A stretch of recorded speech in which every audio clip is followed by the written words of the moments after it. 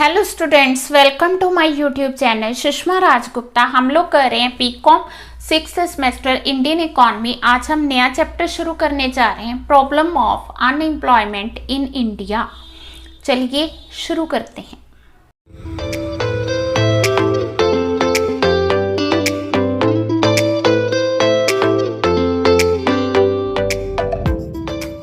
जी हम बात करते हैं कि अनएम्प्लॉयमेंट की। तो अनएम्प्लॉयमेंट इंडिया में बहुत ज़्यादा है और आने वाले टाइम में अनएम्प्लॉयमेंट बढ़ रही है रेदर देन डिक्रीजिंग। ठीक है, सबसे पहले अनएम्प्लॉयमेंट की पोजीशन क्या है या इसका मीनिंग क्या है।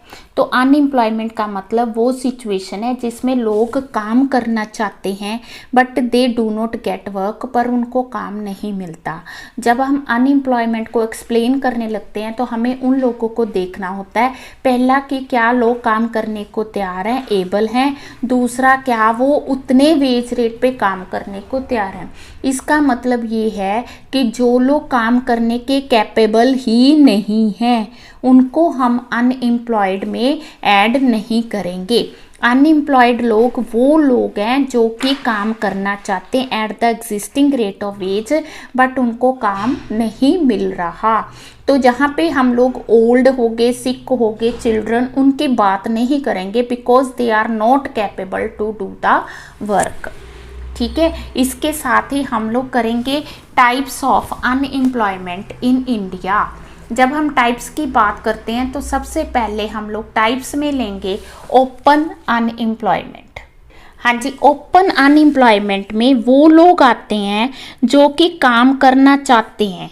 ठीक है, they want to do the work but उनको जो है सारा साल कोई काम नहीं मिलता। They do not get employment, उनको एम्प्लॉयमेंट नहीं मिलती है तो उसे हम क्या कहते हैं, ओपन अनएम्प्लॉयमेंट। उनके पास कैलिबर भी है, उनके पास स्किल भी है, ठीक है जी, कैपेबिलिटी भी है, but they do not get work for full year, they are called fully open unemployed. Second है अंडर एम्प्लॉयमेंट। अंडर एम्प्लॉयमेंट की आगे 2 कंडीशंस है। ठीक है, पहली कंडीशन है कि वो पर्सन, जो लोग जॉब तो ले रहे हैं, एम्प्लॉयड तो हैं बट कितनी देर के लिए, फ्यू मंथ्स के लिए।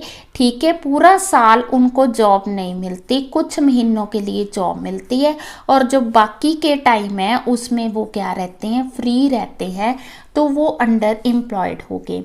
दूसरा, वो लोग जो कि एम्प्लॉयड फॉर फुल ईयर है, ठीक है, पूरा साल उनको जॉब मिलती है, ठीक है, फिर वो अंडर एम्प्लॉयड कैसे हो गए, बट उनकी जो जॉब है वो उनकी एबिलिटी से कम की मिली है।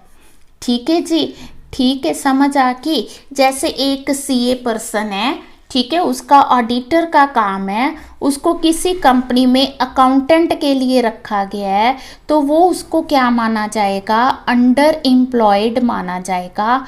मींस जितनी उसकी कैपेबिलिटी है उससे उसको कम पे जॉब पे रखा गया है तो वो होगी अंडर एम्प्लॉयमेंट। हाँ जी, थर्ड आ गया डिस्गाइज्ड अनएम्प्लॉयमेंट। डिस्गाइज्ड अनएम्प्लॉयमेंट वो अनएम्प्लॉयमेंट है जिसमें एक जगह पे, एक पर्टिकुलर प्लेस पे जितने लोग चाहिए उससे ज़्यादा लोग एम्प्लॉयड हैं।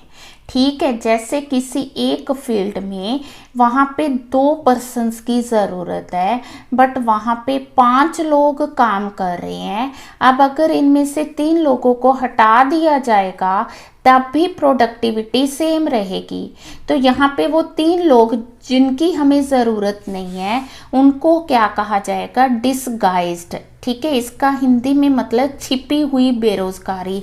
मीन्स हमें ये लग रहा है कि 5 लोग काम कर रहे हैं, 2 जने सुबह जाते हैं, एक दोपहर को जा रहा है, 2 शाम को जाके वहाँ खेतों में काम कर रहे हैं बट वहाँ पे ज़रूरत सिर्फ 2 लोगों की है तो 3 लोग काम मतलब डिसगाइज्ड है, छिपी हुई बेरोजगारी है। हमें देखने में लग रहा है कि 5 लोग काम कर रहे हैं बट एक्चुअली काम वहाँ 2 जनों का है तो वो होगी डिसगाइज्ड अनएम्प्लॉयमेंट। तो ये मतलब कि ज़्यादातर फील्ड में हो सकती है और जो है फैक्ट्रीज़ में भी ऐसा हो सकता है। तो यहाँ पे हम लोग कहेंगे जो 3 पर्सन्स हैं उनकी मार्जिनल प्रोडक्टिविटी 0 है। इसका मतलब अगर उनको रिमूव कर दिया जाएगा प्रोडक्टिविटी विल रिमेन सेम। हाँ जी, नेक्स्ट आ गई सीजनल अनएम्प्लॉयमेंट। तो सीजनल अनएम्प्लॉयमेंट वो अनएम्प्लॉयमेंट है जिसमें जो लोग हैं एक पर्टिकुलर सीज़न में काम करते हैं, जब ऑफ सीज़न होता है तो उनको जो है रिट्रेच कर दिया जाता है, ठीक है, रिमूव कर दिया जाता है, that is called seasonal unemployment. ये भी फार्मिंग में ज़्यादा होती है, जैसे जब सोइंग और हार्वेस्टिंग का सीज़न होता है तब जो है लेबर को एम्प्लॉय किया जाता है, ठीक है, इन द अदर मंथ्स उनको जो है निकाल दिया जाता है, देन दे बिकम अनएम्प्लॉयड।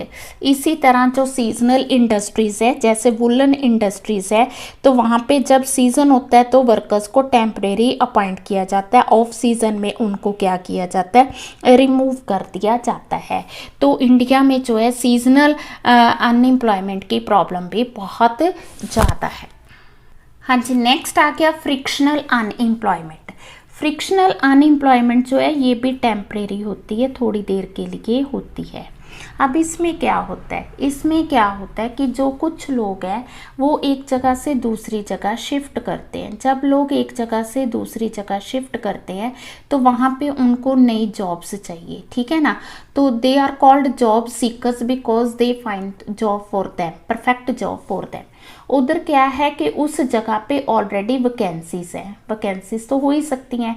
अब यहाँ पे जो वैकेंसीज अराइज हो गई हैं, एम्प्लॉयर को इन लोगों तक पहुँचने में टाइम लगता है। मींस एम्प्लॉयर को एम्प्लॉयज़ चाहिए, इन एम्प्लॉयज़ को एम्प्लॉयमेंट चाहिए, तो यहाँ इन दोनों को मिलने में थोड़ा टाइम का गैप होता है। उस टाइम में जो अनएम्प्लॉयमेंट होती है उसे कहते हैं फ्रिक्शनल अनएम्प्लॉयमेंट। जब कोई पर्सन एक जगह से दूसरी जगह जाता है तो वहाँ पे उसे जॉब फाइंड करने में जो टाइम लगता है उसे हम फ्रिक्शनल अनएम्प्लॉयमेंट कहते हैं। स्ट्रक्चरल अनएम्प्लॉयमेंट ये किस वजह से होती है, ये टेक्नोलॉजी की एडवांसमेंट की वजह से होती है। जब टेक्नोलॉजी में एडवांसमेंट आती है तो हो सकता है जो एग्जिस्टिंग वर्कर्स हैं प्लस जो न्यू वर्कर्स हैं they are not so skilled according to the requirement of the industry, ठीक है। जैसे 90s में क्या हुआ था कि 90s में जब कंप्यूटराइज्ड सिस्टम आया था बैंक में, तो उस टाइम पे जो बैंक के ऑलरेडी एम्प्लॉयड थे तो they were not able to adapt the system of computerization. Then उन्होंने क्या किया था, वॉलंटरी रिटायरमेंट स्कीम के अंडर अपनी रिटायरमेंट ले ली थी। तो हम यहाँ पे कह सकते हैं कि अगर उनकी अगर वो अनएम्प्लॉय हुए हैं तो क्यों हुए हैं, because of the advancement of the technology.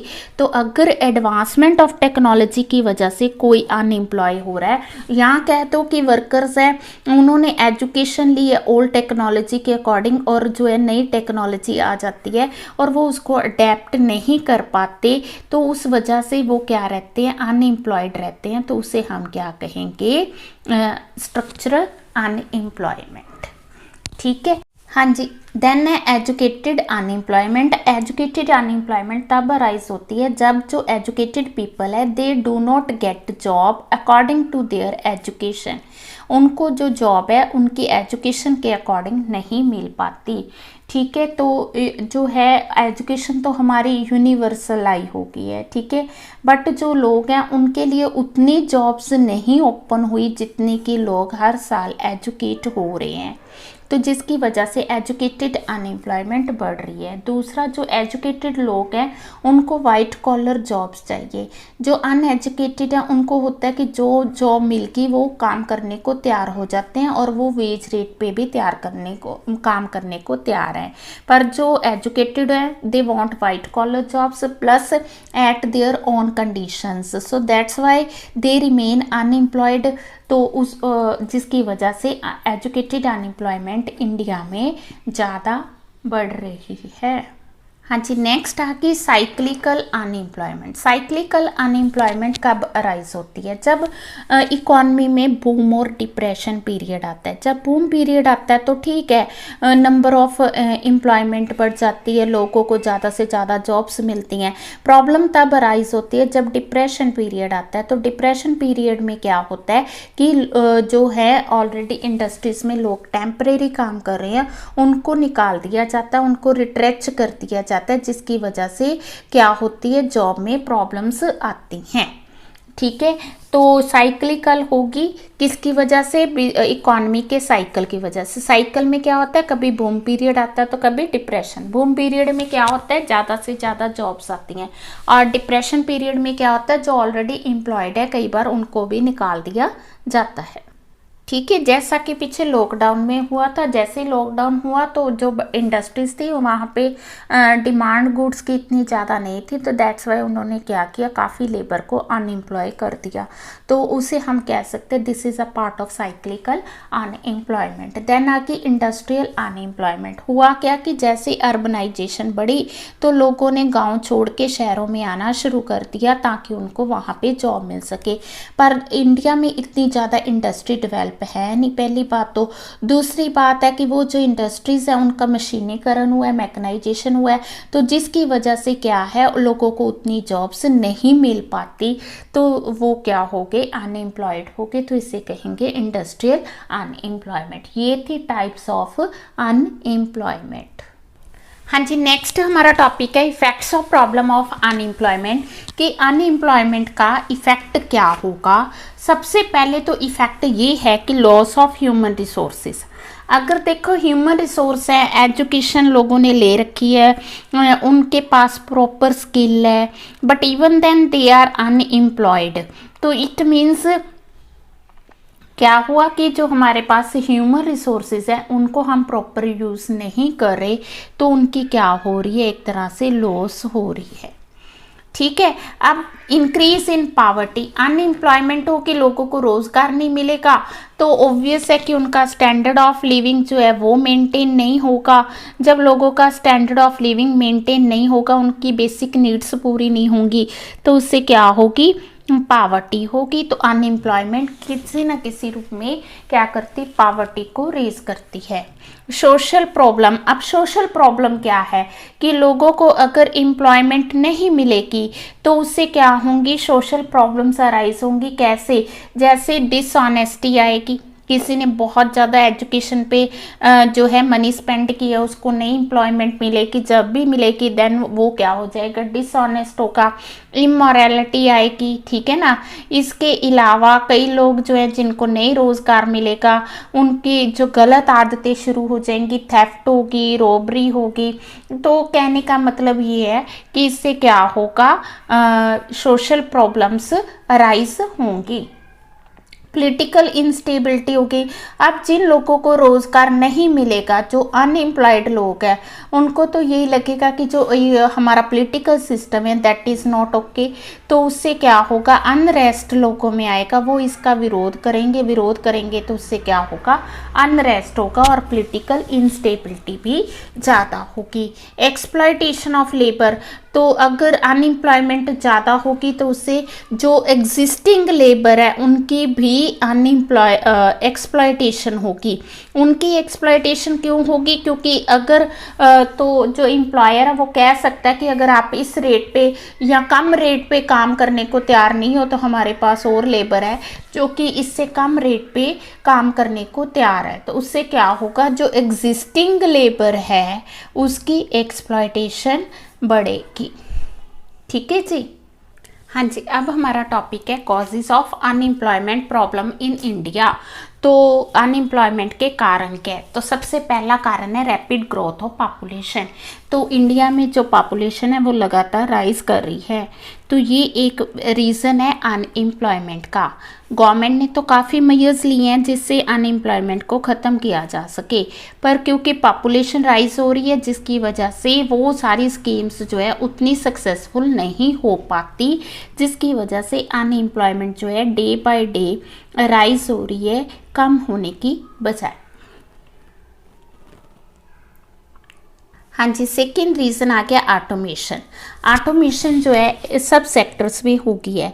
Service sector में ऑटोमेशन है, एग्रीकल्चर सेक्टर में ऑटोमेशन है, और जो इंडस्ट्री है वहाँ पे मैकेनाइजेशन है, मशीनीकरण है।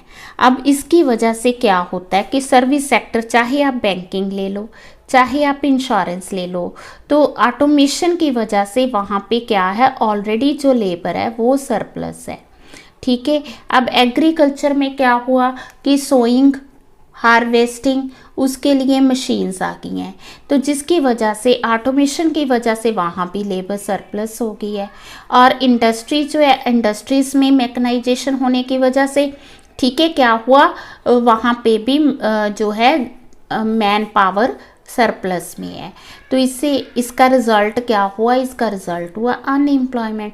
तो अनएम्प्लॉयमेंट का another reason, important reason, that is automation.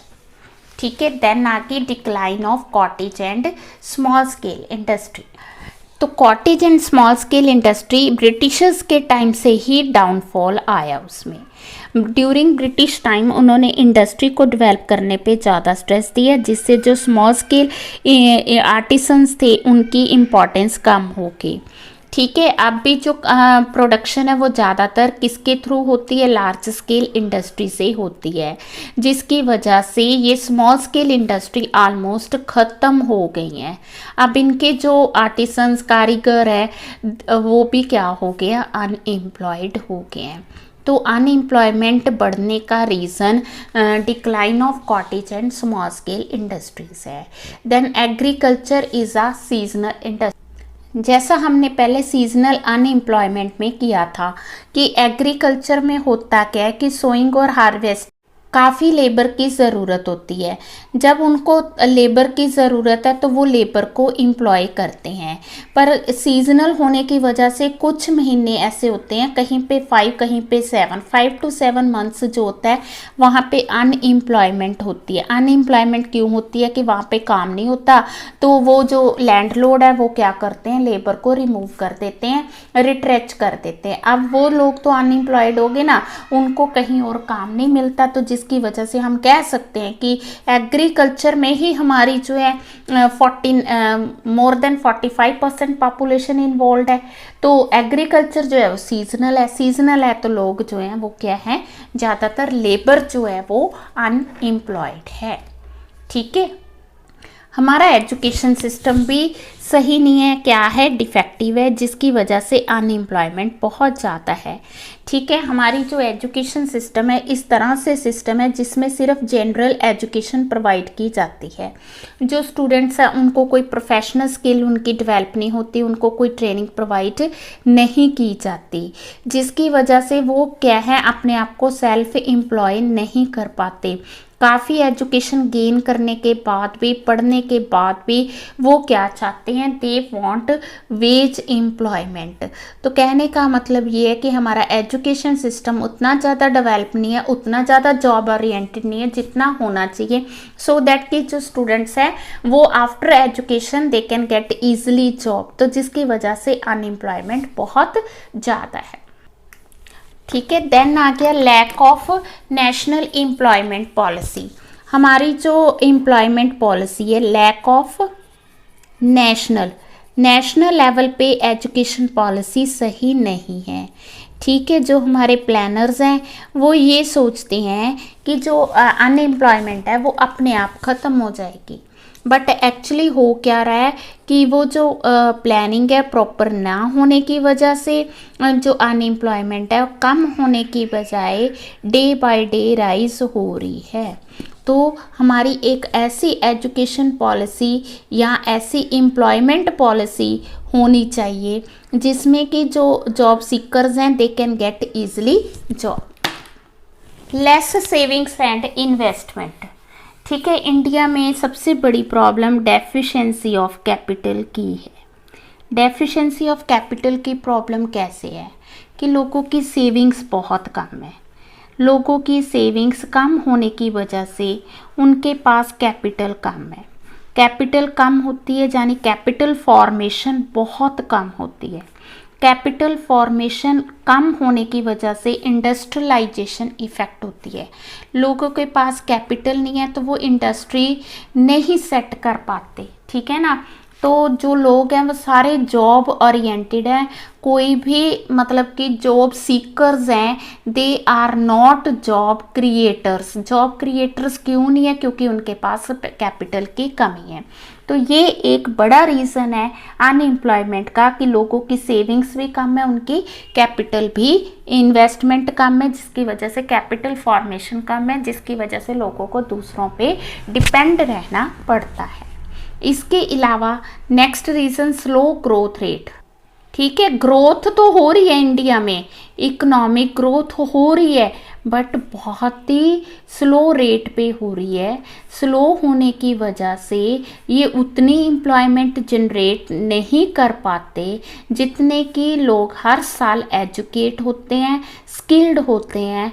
तो जिसकी वजह से अनएम्प्लॉयमेंट जो है वो डे बाय डे बढ़ रही है। अगला रीज़न है इमोबिलिटी ऑफ लेबर। इंडिया में क्या है कि जो लोग हैं दे आर इमोबाइल। ठीक है, इंडिया की जो पॉपुलेशन है वो इमोबाइल है। इमोबाइल का मतलब है कि वो अपने होम टाउन से कहीं मूव करना नहीं चाहते। क्यों नहीं मूव करना चाहते? क्योंकि उनको एक तो इंडिया में रिलीजन की प्रॉब्लम है, लैंग्वेज की प्रॉब्लम है, ठीक है, और लैंग्वेज के अलावा कस्टम्स की बहुत चेंजेस हैं। तो लोग जो है अपनी स्टेट को, अपनी जगह को छोड़ना नहीं चाहते, तो जिसकी वजह से वो अनएम्प्लॉयड रह जाते हैं। They don't move to a place where they can get easily job. ठीक है, जहाँ पे उनको जॉब मिल सकती है वहाँ पे वो जाने को तैयार नहीं है। Then temporary and migrating character of labour. Next temporary and migrating. Migrating का मतलब यहाँ पे क्या है कि लेबर जो है माइग्रेट तो होती है, रूरल एरिया से अर्बन एरिया में जाते हैं, वहाँ पे पैसा अर्न भी करते हैं। मनी अर्न करने के बाद वो क्या करते हैं, वापस अपने गांव आते हैं। गांव आके जितना उन्होंने अर्बन एरिया में मनी अर्न किया वो सारी वहाँ पे स्पेंड कर देते हैं। स्पेंड करने के बाद जब उनके पास मनी बिल्कुल ख़त्म होती, then again they move to urban areas. अब जब वो दोबारा अर्बन एरिया में जाते हैं तो उनके जो मालिक हैं, जो एम्प्लॉयर हैं, क्योंकि पहले वो जॉब छोड़ के आए हैं तो इसलिए वो उनको दोबारा जॉब नहीं देते हैं। ठीक है, जिसकी वजह से वो क्या हो जाते, अनएम्प्लॉय हो जाते। अनएम्प्लॉय क्यों हुए? Because of their migrating character of that. ठीक है, नेक्स्ट पॉइंट हम ले सकते हैं कि इंक्रीजिंग पार्टी, जो फीमेल्स है वो हर एक एरिया में आगे बढ़ रही हैं। फीमेल्स के आगे आने से जो है मेल्स के लिए जॉब अपॉर्चुनिटीज़ पहले से कम हो गई हैं, हम ये पॉइंट ले सकते हैं। ठीक है, तो ये थे causes of unemployment in India. तो नेक्स्ट वीडियो में हम करेंगे steps taken by government and their evaluation. ठीक है ना, तो या उनकी जो सजेशंस हैं। ये वीडियो आपको अच्छी लगी, वीडियो को लाइक करें, चैनल को अभी तक नहीं सब्सक्राइब किया तो ज़रूर सब्सक्राइब करें और वीडियो को ज़्यादा से ज़्यादा शेयर करें। थैंक यू, हमेशा खुश रहें।